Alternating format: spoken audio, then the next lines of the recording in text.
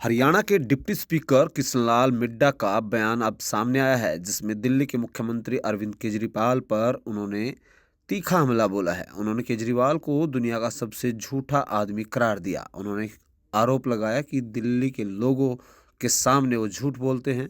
मिड्डा ने यह भी कहा कि दिल्ली की जनता ने चुनाव में इस झूठ का जवाब दे दिया है और कहा जो व्यक्ति अपनी मां का नहीं हो सकता वह किसी का नहीं हो सकता। दिल्ली के मुख्यमंत्री के उम्मीदवार को लेकर मिड्डा ने बताया कि भाजपा एक संगठित पार्टी है जो निर्णय करती है और पार्टी के सभी कार्यकर्ता उस फैसले का सम्मान करते हैं। उन्होंने यह भी कहा कि भाजपा निकाय चुनाव के लिए पूरी तरीके से तैयार है। प्रदेश में मेयर पद पर भी कमल का फूल खिलने की संभावना है। वहीं पूर्व मुख्यमंत्री भूपेंद्र सिंह हुड्डा द्वारा सरकार के 100 दिन के मुद्दे पर उठाए गए सवालों पर मिड्डा ने प्रतिक्रिया दी।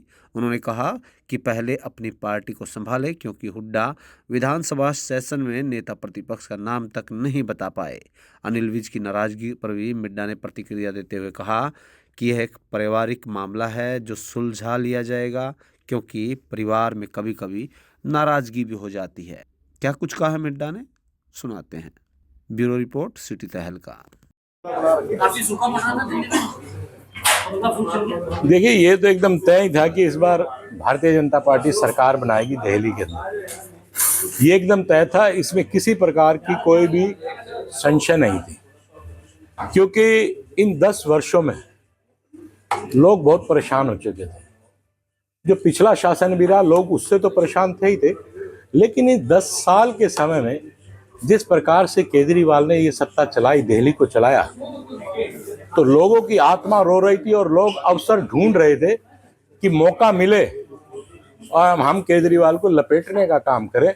और उस अवसर को दिल्ली की जनता ने छोड़ा नहीं और केजरीवाल को लपेट के भेज दिया। लेकिन वो तो ये कह रहे हैं कि साम दाव दंड भेद भाजपा ने सब पहले 10 सालों में भी तो भारतीय जनता पार्टी थी, तब क्यों नहीं अपनाया ये साम भेद दंड? सबसे झूठा व्यक्ति अगर इस पूरे भारत में कोई है तो आप केजरीवाल को कह सकते हैं। झूठ के बलबत्ते पर ही लोगों को झूठ बोलकर उसने सत्ता को हथियाने का काम किया और 2 बार वो दिल्ली के मुख्यमंत्री रहे, सिर्फ इस झूठ के बल पे। वो कहते हैं ना, मदारी की तरह उसने लोगों को जचा दिया इस बात को कि वो सही व्यक्ति है। अगर वो सही होते तो बहुत से उनको अपने ही छोड़ के क्यों जाते हैं। लेकिन अब कांग्रेस ये कह रही है कि इंडिया गठबंधन होता तो ये नहीं होता। देखिए, क्या होता क्या नहीं होता, ये होता वो नहीं होता, ये होता वो नहीं होता, ऐसा कुछ नहीं है। भारतीय जनता पार्टी को सरकार बनानी, जहाँ गठबंधन रहे वहां क्या रहा। अभी भारतीय जनता पार्टी ने बहुत जगह सरकार बनाई, विषय इस बात का नहीं है। अब आप कुछ भी कह लें, अगर वो होता तो उसको भी कर लेते, लेकिन जब जनता अपना मूड बना लेती है ना साहब, चाहे सभी इकट्ठे हो जाएं तो कोई कुछ होने वाला नहीं। निकाय चुनाव को लेकर कांग्रेस पार्टी तैयारी आज कोई कार्यालय का चुनाव कार्यालय का उद्घाटन भी किया। देखिए, चुनाव को लेके तो कांग्रेस हर समय तैयार रही है। क्या वो दिल्ली के चुनाव को लेकर तैयार नहीं थी, या वो हरियाणा को लेकर चुनाव को लेकर तैयार नहीं थी, या वो महाराष्ट्र को लेकर तैयार नहीं थी? ये काम है भारतीय जनता पार्टी की भी तैयारी पूर्ण रूप से। ये दल है और आपस में युद्ध होगा। उस युद्ध के परिणाम मुझे उम्मीद है कि भारतीय जनता पार्टी के ही कैंडिडेट्स जीतेंगे। कब तक घोषणा हो जाएगी? अब घोषणा तो हो ही चुकी है। अब जल्दी से जल्दी चुनाव की घोषणा हो चुकी है। जल्दी से जल्दी जितने कैंडिडेट्स हैं उनको तय करेंगे और तय करने के बाद वो लोग मैदान में कूद जाएंगे। और भारतीय जनता पार्टी का जो वर्कर है पहले ही एक क्षण से अपना युद्ध क्षेत्र में कूद चुका है जब भी चुनाव की डेट घोषित हुई है। अच्छा, मुद्दा क्या मानते हैं कि मुद्दों को लेकर चुनाव लड़ा जाएगा? वही प्रधानमंत्री के नाम पर या विकास के नाम पर या सरकार?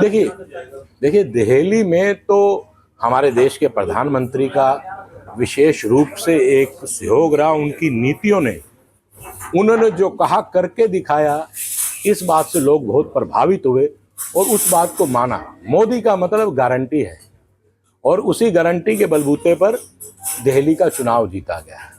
वहीं पर मैं ये कहूँगा, क्योंकि हरियाणा का मैं हूँ और हरियाणा को लेकर जो माननीय केजरीवाल साहब ने ये कहा कि यमुना जी में जहरीला पानी आता है, यमुना जी में जो जहरीला पानी आता है वो हरियाणा से आता है। मैंने पहले ही बयान में ये कहा था, केजरीवाल जी को सोचना चाहिए, उनकी जन्मभूमि है हरियाणा और जो व्यक्ति अपनी माँ पर संदेह कर सकता है तो किसी पर भी संदेह कर सकता है। इस बात ने भी बहुत प्रयोग किया, लोगों के दिल में आई कि जो व्यक्ति अपनी माँ का नहीं हो सकता वो किसका हो सकता है। इस बात पे भी दिल्ली वाले लोगों ने उनको ठोकने का काम किया, वोटों में इतनी मार से उनको हराने का काम किया। वहीं पर अगर बात करें आपके कि हमारे जो मुख्यमंत्री नायब सैनी जी ने, उन्होंने हरियाणा के बॉर्डर में जल पी के दिखाया यमुना जी का। क्यों नहीं पिया दिल्ली में आने के बाद जल केजरीवाल जी ने? अगर ऐसी बात थी तो इससे पहले पूरे दिल्ली का जो कूड़ा कबाड़ पानी, जो गंदा पानी गिरता है वो यमुना जी में ही गिरता है। वो तो उन्होंने बताया नहीं कि 10 साल में उन्होंने क्या किया। आरोप लगाया, इन्हीं आरोपों के बल पे ही तो, झूठ सच बोल के ही तो वो लोग 10 साल सत्ता हथिया गए। लेकिन अब लोगों को समझ आ गई कि ये व्यक्ति झूठा है, उसका परिणाम आप लोगों के सामने है। लोगों ने भरोसा जताया है आप लोगों को, आपकी पार्टी का। क्या आप जो केजरीवाल जिस चीज की कमी नहीं है, खामियां छोड़ी है, तो वो पूरी होगी? यमुना का पानी जैसे आपने, आपको क्या लगता है, भरोसे के बलबूते पे तो तीसरी बार सेंटर में सरकार आई है, केंद्र में सरकार आई है, लोगों ने विश्वास जताया है तभी तो। और आपको क्या लगता है हरियाणा में भी तीसरी बार जो रिकॉर्ड कायम किया है, भरोसे पे ही तो लोगों ने कायम किया है कि ये लोग अच्छे व्यक्ति हैं, जो कहते हैं उसको पूरा करने का काम करते हैं। हमारे प्रांत के माननीय मुख्यमंत्री नायब सैनी जी ने ये कहा, जिस दिन मैं शपथ लूंगा, चुनाव से पहले उन्हें विश्वास था कि शपथ मैं ही लूंगा, जिस दिन मैं शपथ लूंगा उसी दिन इन बच्चों को नौकरी देने का काम करूंगा। 24,000 नौकरियां लगभग उन्होंने देने के बाद ही शपथ ग्रहण की। इससे बड़ी बात क्या हो सकती है? लोगों के विश्वासों पे खरे उतरे। दिल्ली में कब हो, हर कोई सीएम का चेहरा साहब, ये भारतीय जनता पार्टी है, किसको कब कहाँ किस व्यक्ति को वो चीफ मिनिस्टर बना देंगे किसी को कोई अंदाजा नहीं है। छोटे से कार्यकर्ता को भी उठाने की हिम्मत कोई रखता है तो भारतीय जनता पार्टी रखती है। छोटे से छोटे कार्यकर्ता को चीफ मिनिस्टर बनाने की हिम्मत भारतीय जनता पार्टी करती है। साहब, किसी ने सोचा था कि माननीय मनोहर लाल जी को मुख्यमंत्री बनाया जाएगा? किसी ने सोचा था कि नायब सैनी जी को मुख्यमंत्री बनाया जाएगा? किसी ने सोचा था कि राजस्थान के मुख्यमंत्री बनेंगे इस प्रकार से? किसी ने सोचा था कि मध्य प्रदेश के मुख्यमंत्री बनेंगे? साहब, ये पार्टियां वर्कर की पार्टी है और वो राजघरानों की पार्टी है, वहाँ राजघराने तय करते हैं। यहाँ लोग दिल से जिस व्यक्ति पे उनको लगे कि ये कार्यकर्ता अच्छा है, उसी को चीफ मिनिस्टर बनाने का या कोई भी पद देने का काम है।